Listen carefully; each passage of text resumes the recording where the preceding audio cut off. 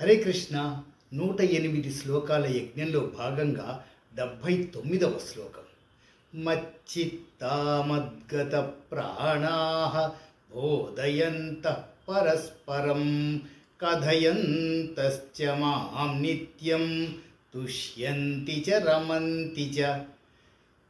కృష్ణ పరమాత్మ ఏమంటున్నాడంటే, ఒకరికొకరు నా గురించే తలుచుకుంటూ నా గురించే మాట్లాడుకుంటూ అలా జనాలు ఎక్కువగా సమూహంగా ఉన్నప్పుడు నా గురించే మాట్లాడుకుంటుంటే కథలుగా చెప్పుకుంటుంటే వారు నా ప్రియ భక్తులవుతారు. దీన్ని మనం ఎలా తీసుకోవాలి అంటే, మనము మానవ మాత్రులం, మనం చేసే పని చేస్తూనే ఉంటాం. మన నిత్య కర్మలు చేయాలి, ఉద్యోగ ధర్మాలు నిర్వర్తించాలి. ఆ నిర్వర్తించే సమయంలో ముందు హరే కృష్ణ మనం పని చేద్దాం. పని అయిపోయిన తర్వాత మర్చిపోకుండా సర్వం కృష్ణార్పణమస్తు అనండి. అంటే హరే కృష్ణ నుంచి కృష్ణార్పణమస్తు మధ్యలో జరిగింది అంతా కూడా సత్ఫలితాల్నే ఇస్తుంది, తిరుగులేదు. దీన్నే భజగోవింద స్తోత్రాల్లో 9వ శ్లోకంలో చెప్తున్నారు.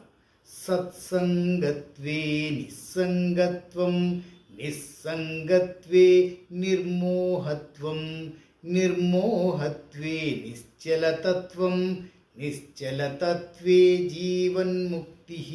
నువ్వు ఎలాంటి సత్సంగం మధ్యలో ఉంటావో, అంటే నా మైండ్ నీ మైండ్ వేవ్ లెన్స్ మ్యాచ్ అయ్యే మనుషుల మధ్యలో ఉంటే అన్ని సత్ప్రవర్తనలే వస్తాయి. ఆ కృష్ణ పరమాత్మ గురించి, దైవాన్ని గురించే తలుచుకుంటూ అవే మాటల మధ్యలో మన జీవితం సార్థకత అవుతుంది అని ఆదిశంకరాచార్యుల వారు ఎంత గొప్పగా చెప్పారో చూడండి. అలాగా మనం ఎప్పుడూ చేసే పనికి ముందు చేసిన తర్వాత అది భగవంతుడికి అర్పించేస్తే ఆ తర్వాత ఆ భగవంతుడి గురించే స్మరిస్తూ ఉంటే ఎంత ఆనందం ఉంటుందో.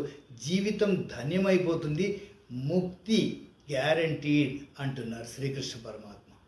హరే కృష్ణ.